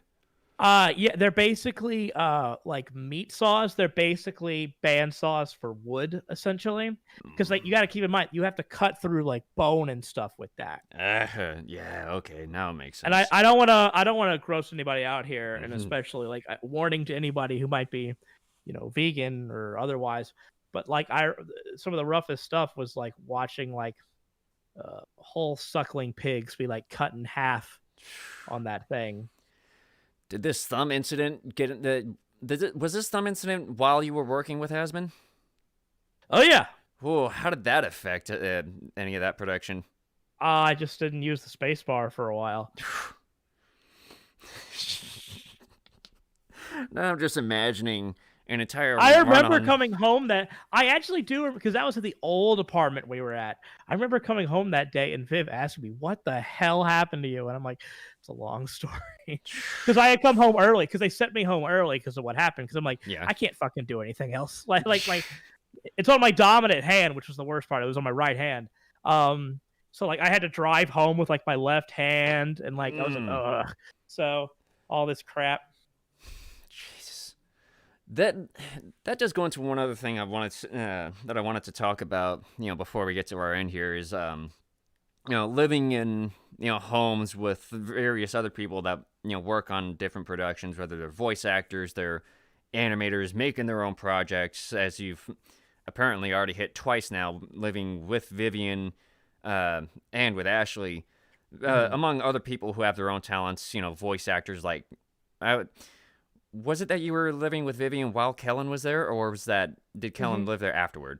No, Kellen lived with us at our second house. He was there. Ah, okay. Um, but like the living with these types of people who have these talents and making professional productions, um, what what would you say? How would you define? Sorry, how would you describe the average day-to-day dynamic between yourself and between everybody that lives there, not just yourself? Well, I think we had a good dynamic because we were all friends. But I'll tell you this, and this is just not just from a creator standpoint, just a genuine roommate standpoint. Right? Uh, if roommates will have issues with each other, it's just gonna happen.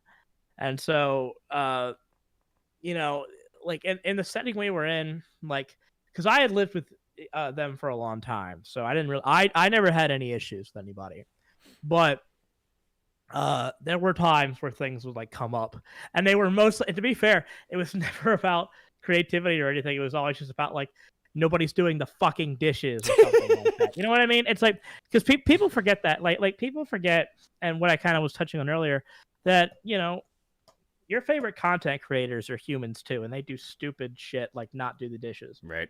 I keep harping on not do the dishes because nobody would do the fucking dishes. Um, and it's a sore spot for me. But it's just simple things like that. But like I'm being partly facetious, but like Right.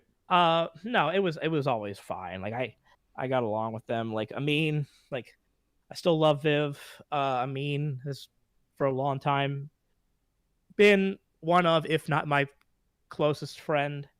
So I miss them a lot, but with the pandemic and everything, it's hard to Oh yeah. make Because those you acquaintances. you would dodge the pandemic in California by like the day of, basically. The day I left Los Angeles was the day that it shut down. Yeah, I remember that day. I was like, what am I gonna do? Because I'm already plenty bored with everything at home. Now you're expecting me to stay home for like a month and a half, 2 months doing nothing. Yeah. And But I was extraordinarily lucky the fact that well, I say I was lucky because of my financial situation and everything that was going on. Uh I worked an essential job throughout the entirety of the pandemic, hmm, with the meat work. Uh, Now, I'm not gonna act like that was fun mhm. because it wasn't, but it helped me get out of some major financial trouble and kind of reset my life. So, Yeah, I'm glad it worked out because like I, with where I'm at, I could have made more, sticking to unemployment for that time. But for me, being bored is worse than being overworked because it's just like, what am I gonna same. I'm the do? exact same way. It's it's maddening. It's like it's why I hate slow days at work. It's just like it's a lot of standing around, not knowing what to do. You're basically expected to stay in your departments, do your job as it comes up, and like I'm still relying on these other clowns in the other department to bring me what I need so I can do my job. Right. But it sounds a lot like it's basically it sounds like living with all these other talents is just the same as living with any other roommate, basically. Well, I'll tell you this: if there's any deviation from that, it's a lot more inspiring when you're surrounded by people who are also creative. And it kind of touches on what I was talking about earlier. When I was younger, I didn't really have that. Right. But I will say that it's definitely inspiring to be like, okay, well, I want to fucking get back to work now because everybody in the house is, working on their creative endeavors. So, and it's very collaborative, like in a way too. Like when I was working on Has Been with Viv, we were always talking about the project, and Amin would always like stream and stuff, and Kellen would be doing his voice acting stuff, Mhm. and I would be doing my stuff. So it was always like something was going on. So it felt very collaborative and like, kind of not even with intentionally meaning to do it, but everybody was kind of pushing each other just from being in that environment. And that's kind of how it is here as well, except like, Ashley and I share an office downstairs where we're working all the time. Jacob works from his room on his cleanup stuff, and then Michael, when he's in his office, it's hard to tell whether he is voice acting or screaming at video games because he's just screaming all the time from that. So I believe it. But yeah, it's one thing I've been trying to figure out how to do is because I want to start trying to figure out like what other voice actors live around the Sacramento area because I'm about to turn 29 still, having to live with my dad because that's the best financial situation I've got right now. yeah, But living with other roommates, I'm gonna need that exposure to other ideas and other people at some point because there's only. Never mind the idea of like, oh, you're almost 30 and you're still living with your dad. Okay, yeah, I can deal with that part. I'm trying to figure that out, but it's just like I have not been able to figure out making friends up here since I moved up here because I'm just like I'm not especially adept at being social. But I want to be, especially in the last couple of years since I discovered voice acting, because, watching the dynamic of people between everybody that's on the Honeycast and all that, it's especially fun to see how that goes. And then, like, when I started this other podcast thing with the Insanimators, with these other people who do art, voice acting, music, whatever, the dynamic we have in there is about what I was looking for. It's just, everybody is, I'm pretty sure we're all comfortable calling each other good friends at this point. It's basically regular shit posting with us, but when we need to take care of things that are serious, we get it taken care of. It's kind of like having roommates over Discord. yeah, essentially. But I want to also have that kind of like ability to work off of other people and have them work off of me as well. I want us to be able to rely off of each other. And when it comes to voice acting, I especially want to, improve my skill there. But I'm just not sure where the hell I'm going to look for roommates anywhere near Sacramento for voice actors, or even just other talents, right? Rather. So that's definitely one of those interesting challenges. But at this point, I'm just willing to take, finding anyone to do anything with, because boredom is its own monster. Like when the it is. It's when the pandemic hit, I told myself, okay, I've got this massive backlog of like miniatures that I need to paint, especially for Warhammer, and like I got around to maybe like 20% of that before I realized, damn it, I forgot all these other things I'm going to be trying to do too now that I picked up voice acting. And most of those miniatures are still sitting there, barely primed and ready to be painted, but I still need to get to them. Oh my god. I don't know if at this point I'm just lazy or if I'm just lacking motivation. Hey, you know what? I mean, it's tough, man. I mean, right now, especially with all this stuff going on, I understand for people if it's hard to get motivated, I do. But see, I think that this is a time where people can succeed greatly with creativity, but I Mm. also understand people who just can't get inspired because it's a difficult time. So Yeah. don't knock yourself too much. No, You know. it's one of those things where I know I'm gonna get to it anyway. Like I've had no problem asking others, hey, give me some kind of motivation here. And it's like when it came to the voice acting thing, I've been learning some acting under this other voice actor by the name of Jun Hyun, who I've talked with on this show before. Yeah. He's really good for people who are new to acting because he's done high school drama teaching.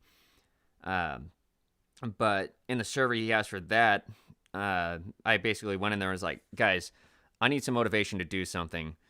And like within, I think it was within that same hour, June posts this.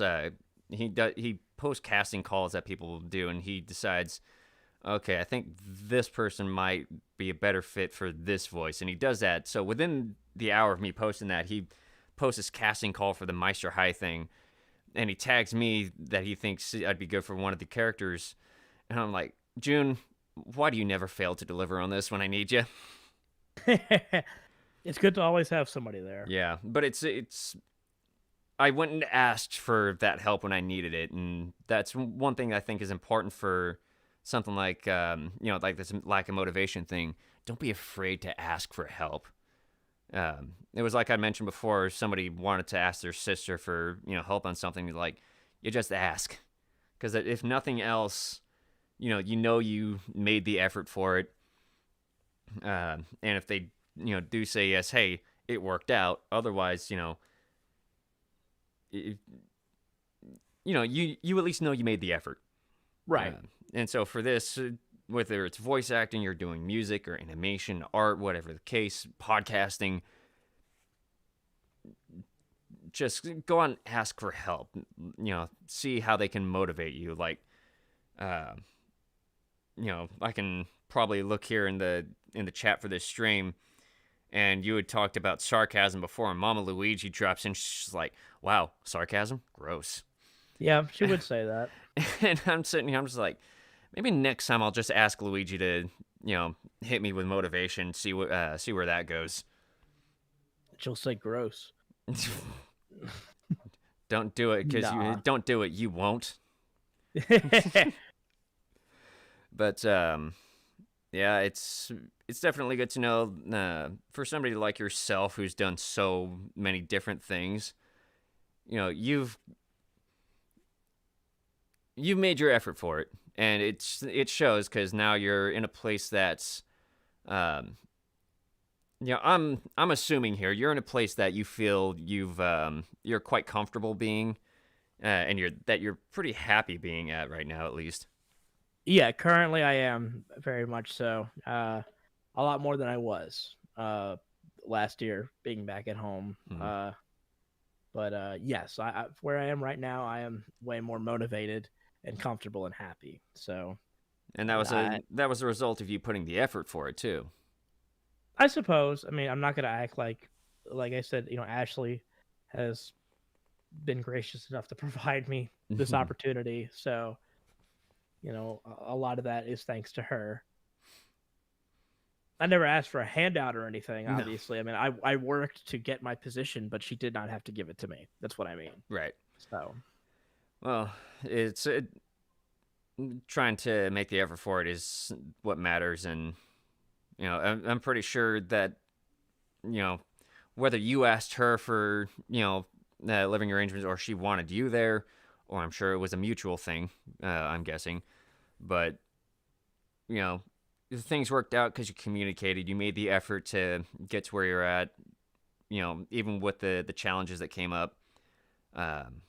So honestly, with everything we've talked about today, I think there was a fair bit to come away with it from. So I think so, yeah. yeah. So in the end, I gotta thank you for taking the time to join me on this, even with my, even with the first half of me being pretty quiet because of my mic being, or the active mic being far away. I think we managed to cover a fair bit anyway.